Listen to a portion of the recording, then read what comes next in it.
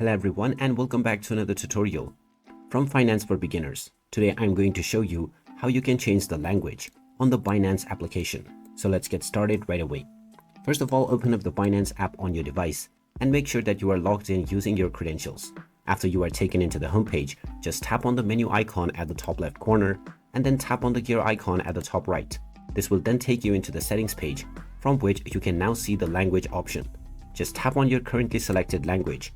And now you can choose from the various different languages that are available for the app. Just press whichever language you prefer and the application will restart to apply your changes. This application will now use the language that you have just selected. If you wish to make change at any point of time in the future, you can once again go back to the menu. Tap on the gear icon at the top right and then from the third option, you can choose your desired language once again. And there you have it. That is how easy it is to change the language on the Binance application. If you find this video helpful, don't forget to hit that like button and subscribe to our channel for more useful tips and tutorials. Thanks for watching, and I'll see you again in the next one.